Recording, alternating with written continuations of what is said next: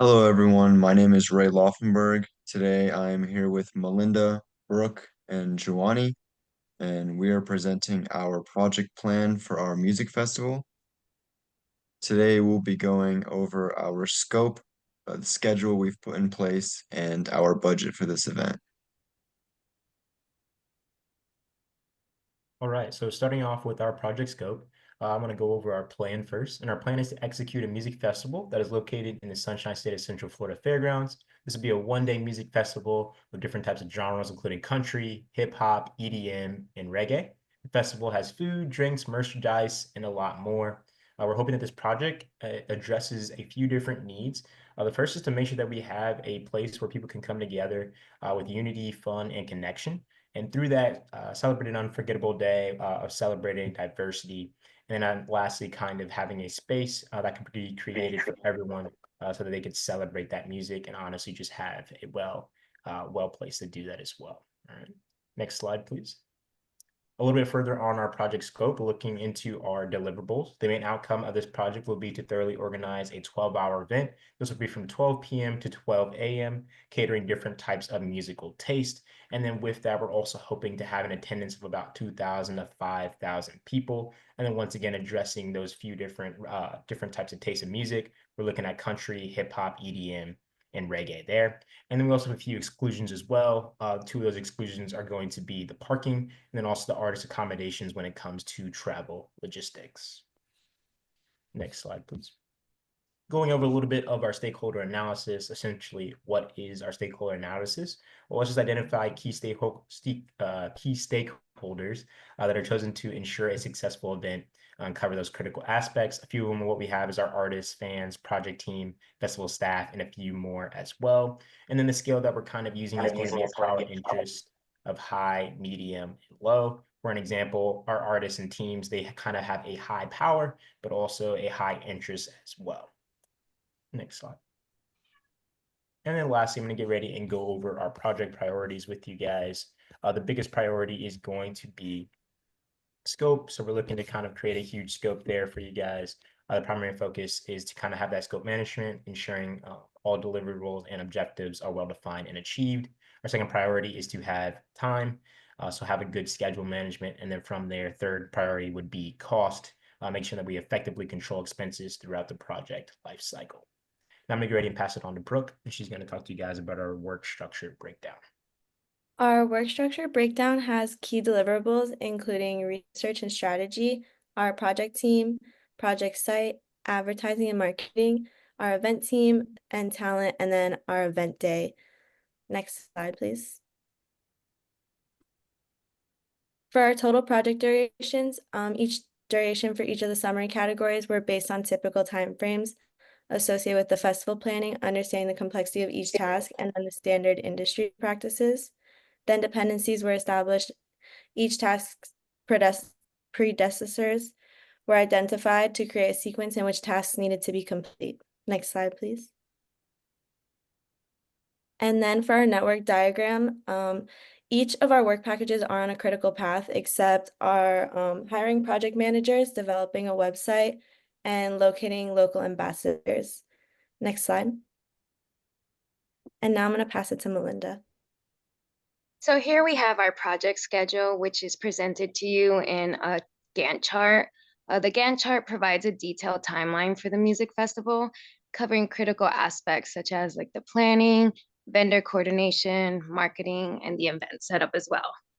This tool was utilized because it breaks down tasks like the deadlines and the milestones across the entire timeline.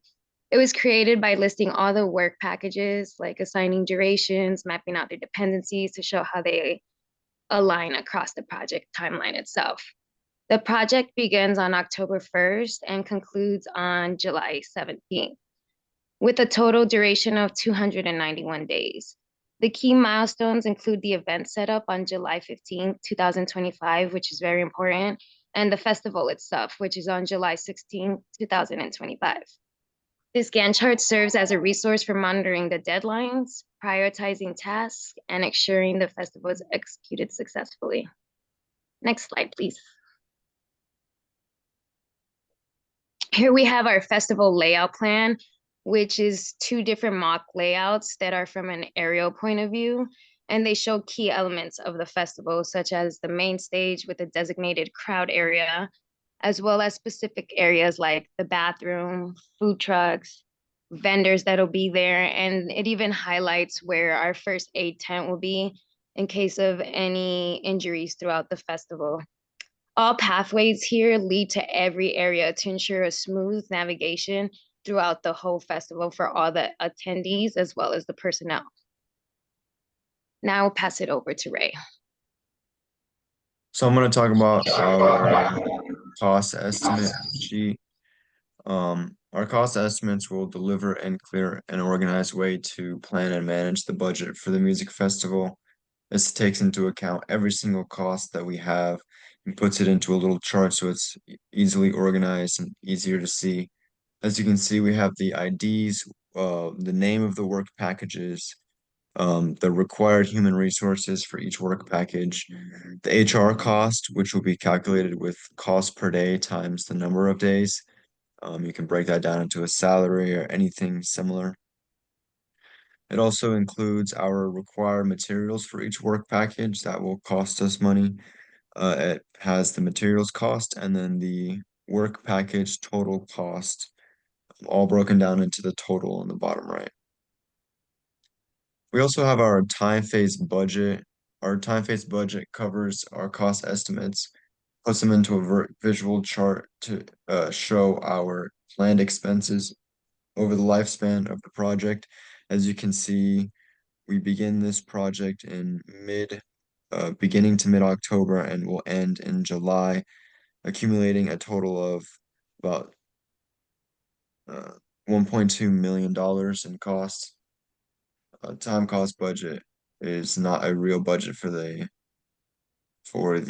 project until it is time phased.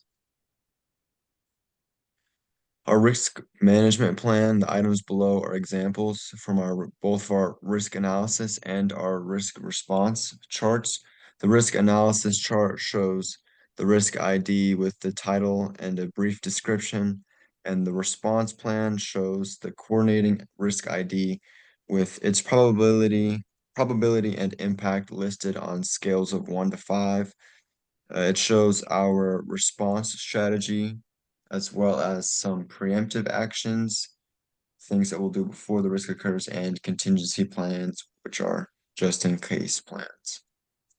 Our procurement plan, anything that needs to be bought or communicated with in order to purchase, such as RFQs or RFPs, they will be written in our procurement plan here.